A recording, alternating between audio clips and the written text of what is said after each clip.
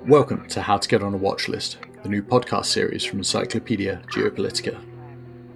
In each episode, we sit down with leading experts to talk about dangerous acts, organisations and people. We examine historical cases, as well as the risks these subjects currently pose. From assassinations and airline shootdowns, through to kidnappings and coups, we'll examine each of these threats through the lenses of both the dangerous actors behind them and the agencies around the world seeking to stop them. In the interest of operational security, certain tactical details will be omitted from these discussions. However, the cases and threats which we discuss here are very real.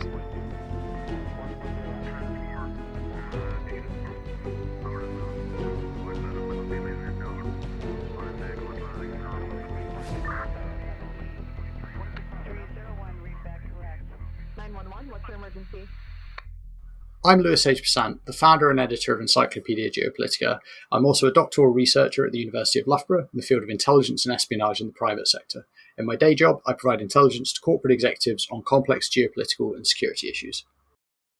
I'm Cormac McGarry. I'm an associate director at the global specialist consultancy Control Risks, where I help companies from every sector understand the implications of global geopolitical issues on their business. So joining us today, we have Professor Rory Cormac, who teaches international relations at the University of Nottingham and specialises in secret intelligence and covert action. Rory's the author of Disrupt and Deny, Spies, Special Forces and the Secret Pursuit of British Foreign Policy, and is the co-author of The Black Door and the Secret Royals. Recently, Rory published a very interesting book titled How to Stage a Coup, which examines covert action and influence, and that's going to be the discussion of today's podcast. So Rory, welcome to the show. Thanks very much for joining us. Absolute pleasure. Thanks for having me. So I suppose the first question is, why did you choose to write this book? Why does this topic need to be defined and studied? Because it feels like it's everywhere, specifically since 2016 in the US presidential elections, everyone's been talking about disinformation, electoral rigging, and then before then with the Russian annexation of Crimea, with the hybrid warfare, the little green men, fake news. And then ever since, really, it's been all over. It's been everywhere in all its guises. Whether it's propaganda and fake news, whether it's electoral interference, whether it's covert political interference and influence work. We've seen numerous warnings about Chinese operations, for example. Whether it's sabotage and secret wars, all the way up to assassination, and we've seen numerous examples of alleged Russian escapades in this area. But of course, none of this is actually new. And I wanted to explore this in a bit more detail. What is this phenomenon? What's going on? Who's doing it? Why are they doing it? Does it work? How long have states been doing this for? Is this some new thing which just magicked out of thin air in 2014? The answer, of course, is no. But that's what the book is. It's an exploration of the who, what, the whys, the wheres, and the so whats of all sorts of types of dark arts of statecraft, if you like. And Rory, like you said, none of this is new. And maybe this is because of my studies and where my career has kind of focused a lot on. But when we talk about coups, my mind wanders over to the continent of Africa. And something that's prominent in the African coups, particularly of the 80s and 90s, is the presence and influence of mercenary companies. And I guess my question, I'm thinking of, the executive outcomes and the sandlines of those decades. I guess my question is, are these kinds of companies still around today? Are they still at the disposal of governments and would-be revolutionaries? Are they out just to make a profit, or are they quasi-tools? Well, any private company, someone's paying them. So follow the money, I suppose. But the big question here is, what do we mean by sponsorship of coups? And it's, as academics, I think we quite lazily just define everything as a sponsor of a coup. It's been, something's happened, and therefore who's the hidden hand behind it? Who's the state sponsoring these mercenary companies? And we always assume that kind of condense a whole spectrum of activity down to sponsorship. So when a state is involved or might be in touch with one of these private companies. It doesn't mean they're sponsoring a coup. Now, it can be anything from turning a blind eye to something that's already happening, to cautiously waving it on, to passive neutrality, and then all the way through to kind of instigating and sponsoring. And I think the executive outcomes of Sandlines of this world highlight that difficulty when we're trying to unpack covert operations, because where does the private military company end and state sponsorship, if you will, begin? How do we isolate the role of the state, the agency of the state, and then equally difficult, how do we isolate which particular state? Because often there are multiple ones acting together. And we see this in Africa a lot, in Cold War Africa, for example. I mean, you'll know multiple coups in the 60s and 70s where French mercenaries in particular were involved in post-imperial Africa, giving French government an element of deniability. But also there's this debate about, well, how much was the French government actually instigating this, and how much of it was it turning a blind eye and just being complicit in this? And those two things, I would argue, are very different. And we saw an example, you may remember, back in the 90s with Sandline International, when they were accused of providing logistical support and indeed arms to a counter coup in Sierra Leone in 1998, I think. And this led to questions about, were SIS involved? Was this a British covertly sponsored, there's that word again, sponsored coup? And the chief of SIS was very adamant, saying, we had absolutely nothing to do with this, but we were in contact with some of the people working for Sandline. So then the question becomes, well, how much contact? And of course, intelligence agencies are in contact with private security organizations. Many private security organizations are staffed by people who have worked in intelligence or in special forces or in some sort of state capacity. They are useful sources of intelligence. And I think there's a danger sometimes we equate being in contact with something to sponsoring and instigating. I suppose just because a private organization is in touch with a state, and just because it might be acting in the interest of that state, doesn't mean the state has sponsored a particular coup or has instigated a particular coup. In some cases, yeah, it does. But I suppose my point is that we need to recognize this spectrum of activity and look at the nature of contact. And similarly, was it 2004 in Equatorial Guinea, there was a failed coup attempt where former British Army officer Simon Mann was found to be meddling. In the words of one spy writer, on that case, SIS adopted a stance of passive neutrality. So there's a whole spectrum here, from green light, instigate, sponsor, passive neutrality, to just turning a blind eye. And that question about mercenaries and commercial outfits, I think, really gets to the heart of the difficulty in understanding and knowing covert operations. That's fascinating. So you've spoken a lot there about some of the kind of bigger, more powerful nations. You've talked about France. We've brought up Russia and some of the British organisations out there. What about the smaller states who don't have CIA, FSB, DGSE level capabilities? Do they have the ability to exercise that sort of covert influence? Is that something they can do? This is something that surprised me. Maybe it shouldn't have surprised me, but it's something that really struck me as I was writing the book. We associate the world of covert operations historically with the CIA. All the books on coups and electoral interference are about the CIA in the Cold War, and we associate it in the contemporary world with Russia and everything they've been doing since at least 2004.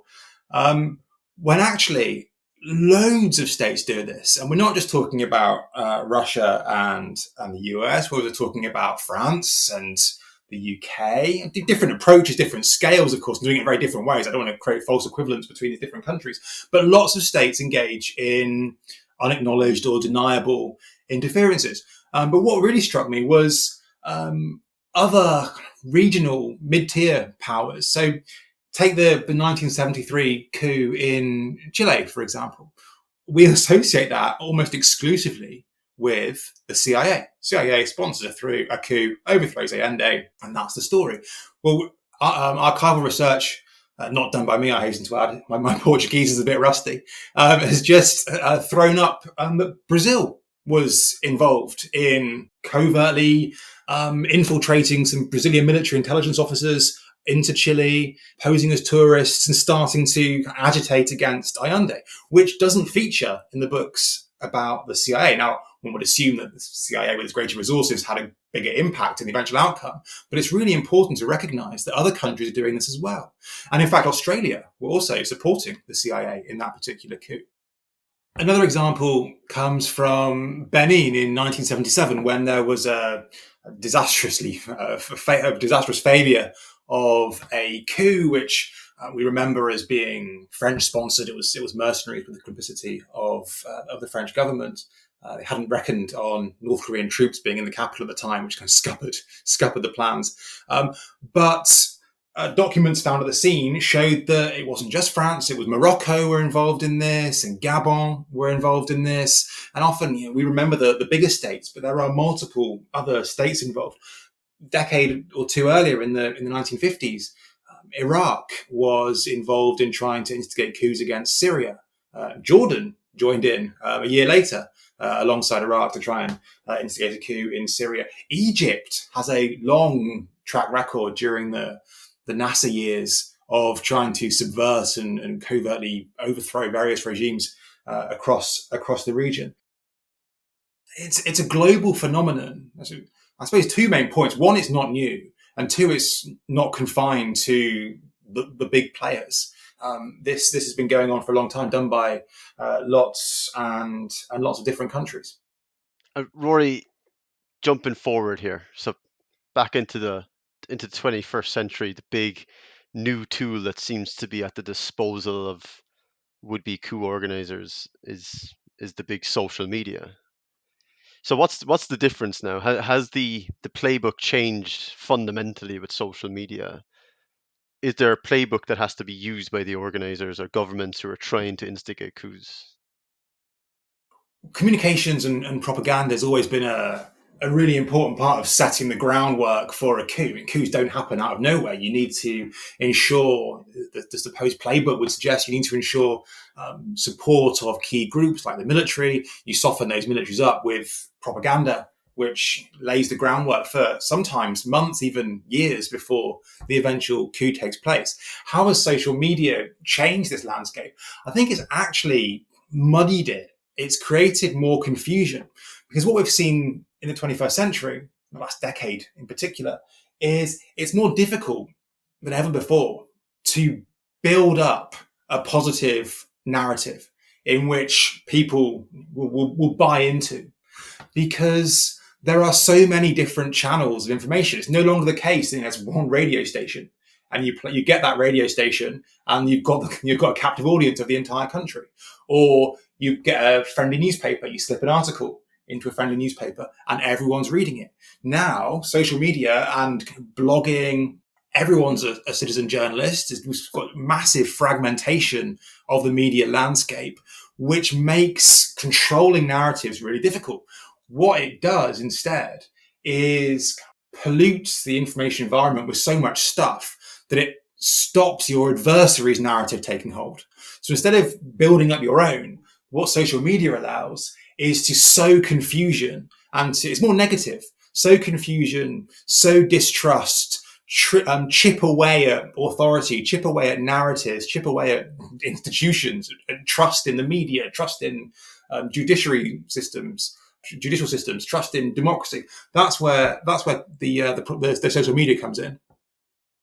And it seems like, I guess in history, but even today, the successful use of propaganda, it's probably wrong going by what you're saying. It's wrong to think of social media or propaganda methods in general as being a tool that can tip 100% of the population into your favor. It's more incremental.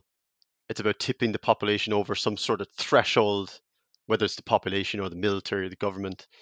And it seems like you can do that successfully without ever having a coup, almost. would you, in your definitions in your book, would you label that a coup where maybe there's no military action required? There's been enough propaganda to shift a country from one political direction to another. I suppose technically it wouldn't necessarily constitute a coup in a technical academic sense, where the classic definition is about infiltrating and seizing a small but critical segment of a state apparatus, and that seizure and control one would normally need whether military force or palace insider, king's uncle or something in the classic coups of the Persian Gulf. But what the social media is enabling is not necessarily allowing 100% of the population to buy into something. I think that would always be over optimistic, even in the days of mass newspapers. But it will create enough apathy and disillusionment and confusion whereby people are so cynical they just think everyone's as bad as each other, and they just going to accept it. And there might be a coup. There will be rumours that this might be illegitimate or sponsored by a foreign state. Those rumours will be met with a barrage of counter narratives, none of which will make sense, or they'll all contradict each other. But it's not about getting people to buy into those counter narratives. It's about just spamming the audience with enough 1,001 different distractions that we lose sight of what's actually happened, and the narrative where this is a foreign sponsored plot loses traction. And the average person on the street just says, well, I don't know who to believe anymore. They're all as bad as each other. I think that's the role that social media plays in spreading cynicism, spreading apathy, which creates vulnerabilities for this kind of stuff to happen. And staying on that kind of focus for a minute, in the realm of new media and social media, how do the conspirators in a coup avoid detection in your studies, particularly for the planning, the recruiting of a coup? Like, how do you find and recruit people, put them into key positions for the coup to succeed without that information slipping out and getting into the hands of the nemesis of the coup? It's obviously very difficult these days to do something completely secretly. It's very difficult for particularly human intelligence gathering and working as old-fashioned spies, when in the world of biometric data and trying to get into airports and stuff. And no doubt there are some very clever people at intelligence agencies trying to come up with ways to bypass that. There are a couple of things to think about. One is that it doesn't have to be completely secret, and that this can start to leak. All you need is the deniability. And then, as we've discussed, the social media just creates such confusion that there might be rumors. This is leaks. Someone's a bit dodgy, but that's been counteracted by a swirl of other nonsense, and people just think, they're all dodgy, and they forget about it. So I think this idea that covert operations, to be successful, have to be totally secret, I don't buy into. And I also think even in the glory days of the golden age of covert action back in the 50s, they weren't secret then. In Iran, for example, and people were talking about Britain being behind that coup as it was going on. So if fast forward to today, say there's a planning going on, there will be rumours and people will be pointing the fingers at the usual suspects. The key is that you get away with it because you don't acknowledge it. It's exposed, but it's not acknowledged. And you get away with it because there's a million other narratives going on which just spread confusion, cynicism, and apathy. The other thing I'd say about going undetected, or trying to go undetected, would be if you are covertly sponsoring a coup from outside, and that's where my research focuses on, is the external role in sponsoring or turning a blind eye, or passive neutrality, as we discussed. There's a whole spectrum. You don't do it from scratch. And I think that's a really important point, is that these are only ever about nudging along internal forces. It's these people are already in place. They already have ambitions to do coups. And the role of the Foreign Intelligence Agency isn't to create grievances and then manufacture the whole thing. It's to try and work out, well, we know so-and-so is keen for advancement, shall we say. We know he or she is willing to receive a bit of external support. Let's gently nudge those forces along, which goes back to what we were talking about earlier, is it's very difficult then to know what the role of the state is. How much of this would have happened anyway? How much of this is instigated by a hidden hand, or how much of it is just standing back and allowing something that was going to happen anyway? So I suppose that the other caveat I would add is that we're talking about covert action and state intervention, but the vast majority of coups, it should be remembered, are internal and don't have hidden hands sponsoring them or instigating or whatever. And I think it's a misnomer when it's my fault. I've written a book about foreign instigation, covert action, but we shouldn't kind of assume this is behind every coup. It's a big minority, a small minority.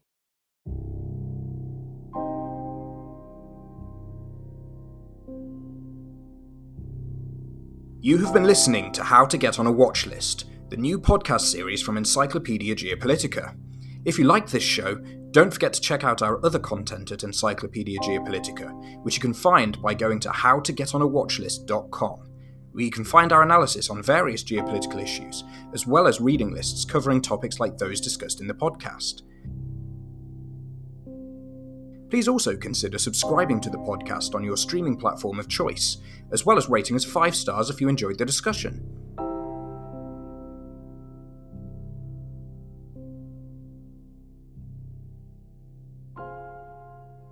So we've talked a lot about what we at Encyclopaedia Geopolitica refer to as the kind of red team, the dangerous forces doing these kind of things, the people behind the coups. So let's move on to the blue team, the people defending against it. In the book, you refer to this as defense against the dark arts. So I suppose my first question is, if you were a ruler, a dictator, a government, how would you go about coup-proofing your regime? We need to think about who are the most likely people to launch coups against me if I was a dictator? And the answer tends to be military or relative. They're the two. Historically, they're the two. You've got to watch out for the generals and your brother, your half-brother.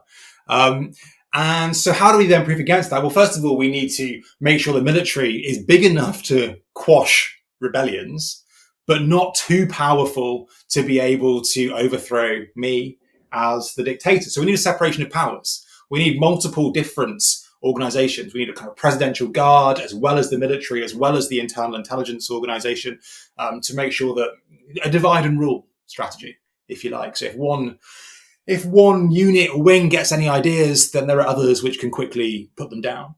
And then we also need to ensure that there is loyalty amongst those units through whether it's patronage or cultural reasons, familial reasons, trying to cultivate certain people in positions of power.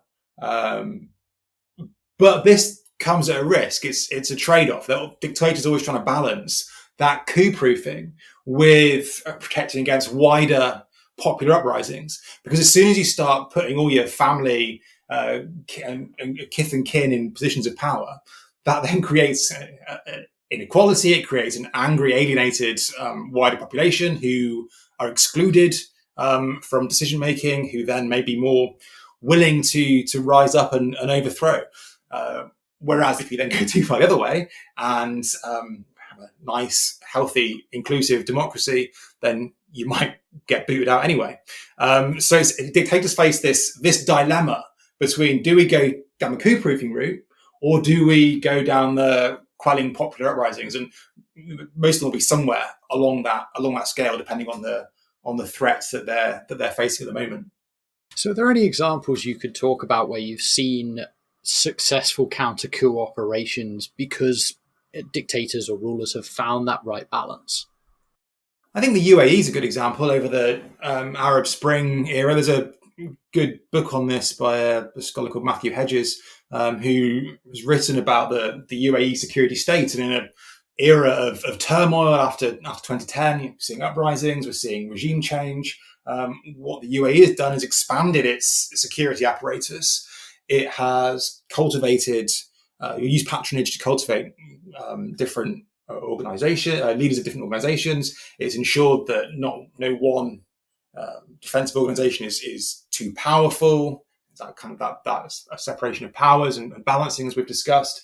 And it's even kind of extended some of its toes into commercial activity as well. So you see the security state extending all over the state. I should add that's Hedges' take rather than my own research. But I think it's really interesting. It's a really interesting example. So Rory, looking at, we've been talking about the kind of insular actions, let's say, within the state quite a lot, particularly talking about dictators. But I asked this question in the context of both dictators as well as properly democratically elected governments. In the realm of covert action and covert interference externally, which you discuss in your book, how can governments insulate themselves from that? Again, just thinking specifically on the external pressures rather than those that come within the state. There's no easy answer, and no government can fully protect themselves against it. It's all about risk mitigation, particularly in democracies. We don't want to create police states where we're surveilling everybody to get perfect security. It's a balance. We just have to manage the risks as best we can. We don't want to censor people's speech.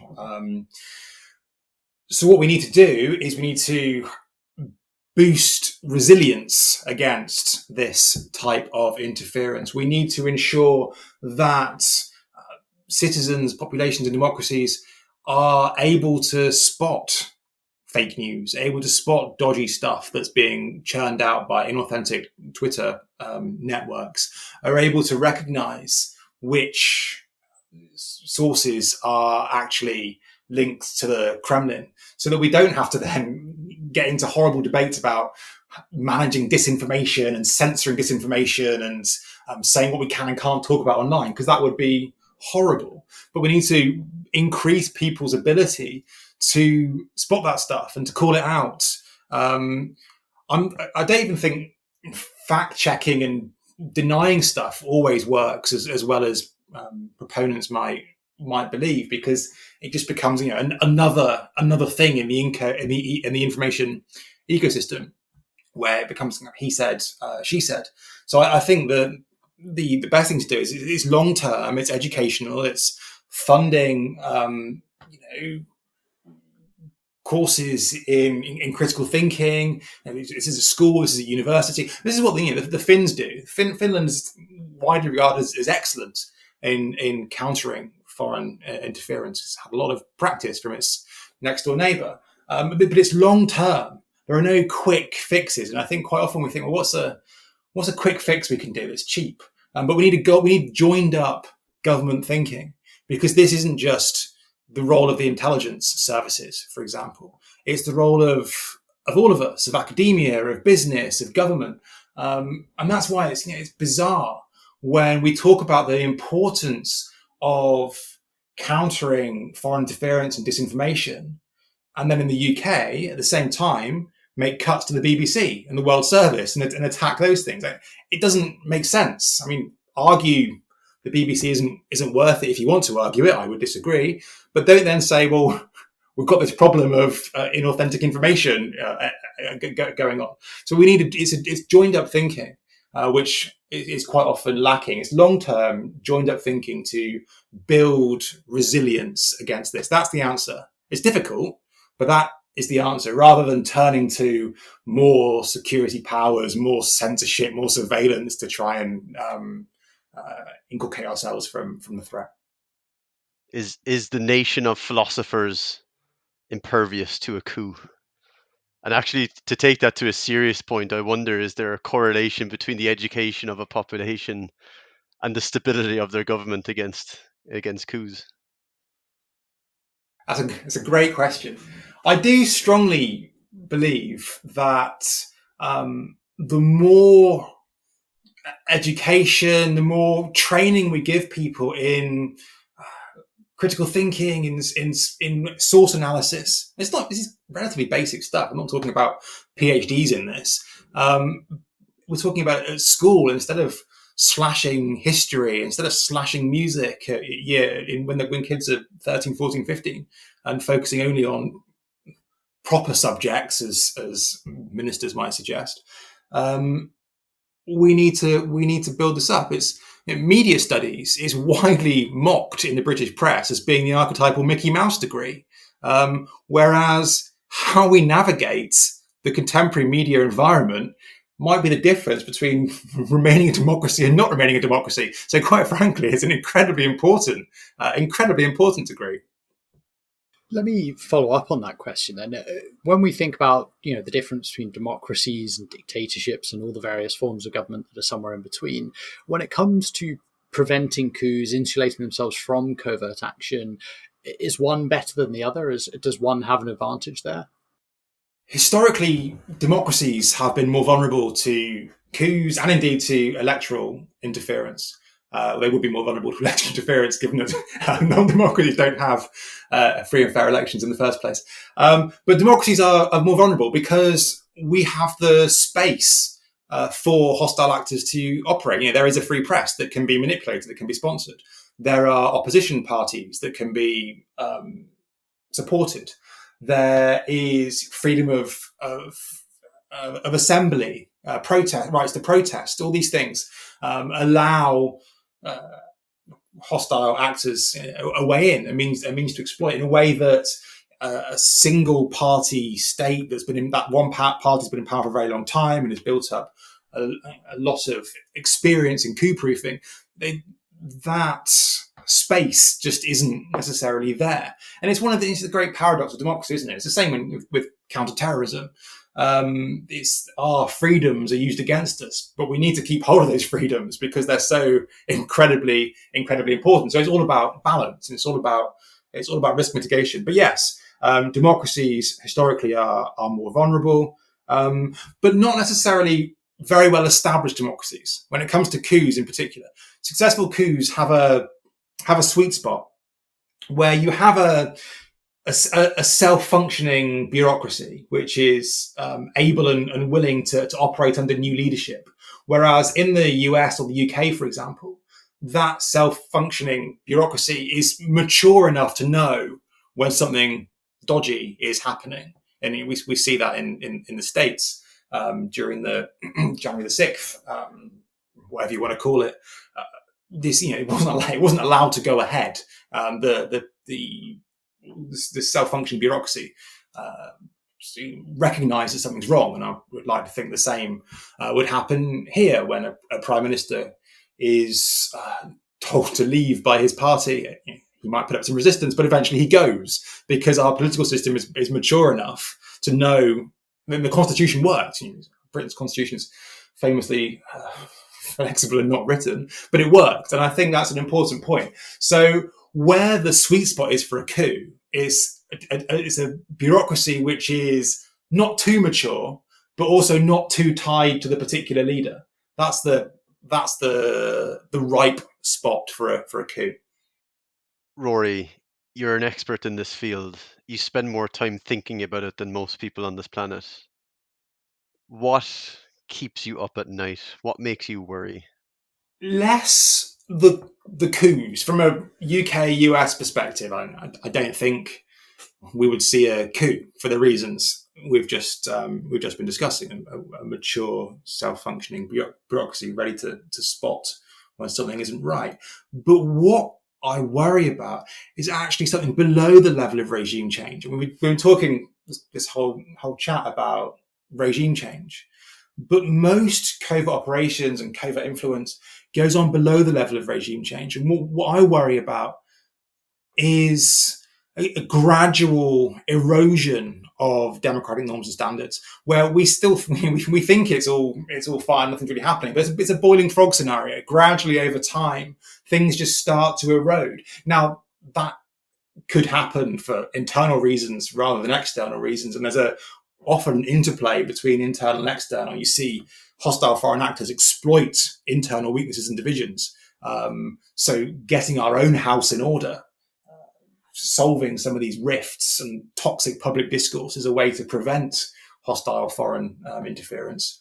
And we would be myopic to just focus on the bad guys, so to speak, and think that we're completely innocent in our own internal issues. So the problem, the thing that keeps me up is the gradual long-term corrosion of democracy, of trust in the media, in judges, in democratic institutions. That's what I worry about. And it's gradual. It's a gradual chipping away, which plays on our own insecurities and our own problems. This isn't just foreign instigated.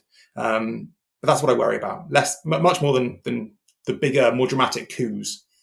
So, Rory, what's a question that we should be asking you about this topic? When I say we, I don't mean us at Encyclopedia Geopolitica, but the broader community trying to address these problems. What's the unasked question that people should be looking for answers on? Does it work? So what? What's the consequence of this? And it's a slightly cheeky answer from me, because people are starting to ask this question in a more sophisticated manner, but it's incredibly difficult to answer it. And we need lots more people asking this question, because we've hinted at it during this discussion. How do you isolate impact if a foreign state is just nudging history along, is exploiting internal divisions, is supporting pre-existing forces? How do you know that state had an impact, had any agency? How do you know that they sponsored it rather than just turned a blind eye to it? And even if they did, what constitutes success here? Because yes, they might overthrow a particular government, but then that government might become repressive, or might end up leading to a terrible relationship with the sponsoring government in the first place, and the whole thing would have been a waste. Is it worth it? And these are big questions. If you overthrow a government, you get a pliant leader in place, brings you 20 years of stability, but then leads to something horrific. Was that a success? Was it not a success? And I don't think there's enough discussion about the impact and the implications, because so much of this, because it's interesting, focuses on the stories. What happened, the spies, the bonds, the Borns, all this kind of the myth, without thinking in a sophisticated manner. Well, did it work? How do we know it worked? How was that success constructed? Starts to get quite philosophical, but I think it's really, really important. You've got to get away from the spy stories, as fun as they are, and think, well, so what? Well, this has been an absolutely fantastic discussion, if not a slightly unnerving one. As a reminder for our listeners, Rory Cormac's new book, How to Stage a Coup, is available in bookstores now. A link to the book and other works by Rory, as well as those discussed in this episode, will be available on encyclopediageopolitica.com in the show notes. Rory, thank you very much for joining us. Thanks for having me. This episode was hosted by me, Lewis H. Basan, along with Cormac McGarry. Our producer for this episode was Edwin Tran. Our researchers were Anane Agarwal and Alex Smith.